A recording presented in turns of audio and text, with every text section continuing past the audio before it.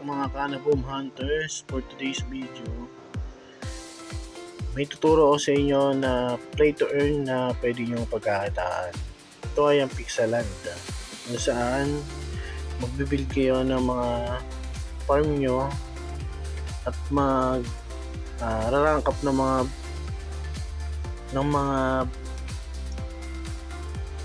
mga house dito para tumataas ang level nyo. Ayan, ito yung mga resources nila. Ayan, rank 4 na siya. I-upgrade nyo siya para makakuha rin kayo ng, hindi ko alam kung token ba nila to. Ayan, upgrade lang, ganyan lang gagawin nyo. Ayan, harvest. Ayan, mag-harvest din kayo nito. Itong account ko pala ay nakasali sa summer mining, kung saan makakapag-obtain ka ng Pixie token nila. Hindi ko pa alam kung ito yung magiging main token ng Pixeland pagdating ng PGE nila.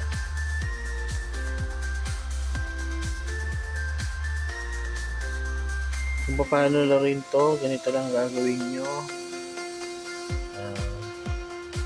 Pag mag-open kayo, pupunta kayo dito sa Lucky. Dito sa Lucky may mga ticket kayo na makukuha. Hanggang 20 ticket to per day. Gagawin nyo yung spin nyo para makakuha kayo ng mga resources. Katulad ito, itong bomb na to, pwede kang umatake. Tapos may nakalagay dito, pwede kang mag-revenge. I-attack tayo.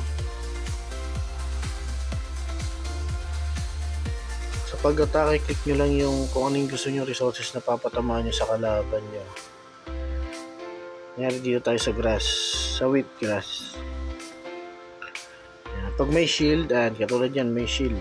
Hindi nyo siya, wala kayong makuha na resources kasi may shield siya. O, 0 nakuha natin.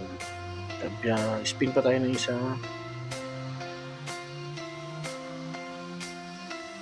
Yan, nakakuha tayo ng ticket. Dalawa yung nakuha natin. Hindi may another 2 ticket tayo para mag-spin ulit.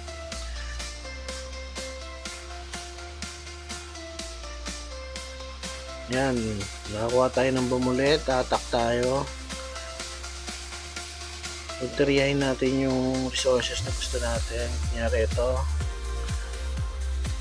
Yan, nakakuha tayo ng 2,418 na hindi ko alam kung tawag dyan. Spin tayo ulit. 2.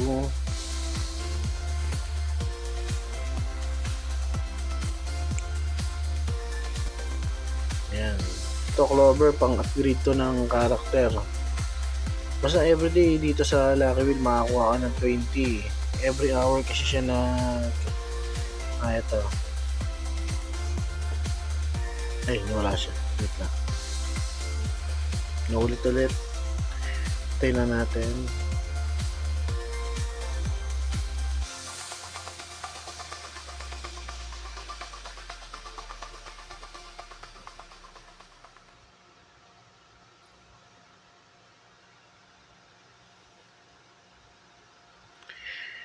Ito sa Lucky, every hour siyang magkakaroon ng ticket, kaya maximum yan 20 ticket. Back natin. Yan.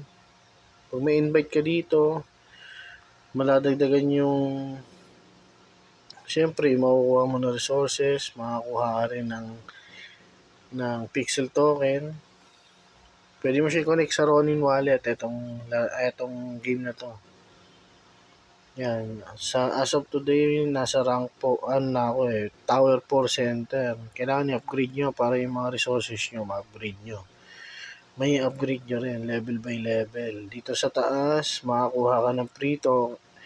Yan, yung makakuha ka ng itong second token nila, yung para makabili ka ng karakter.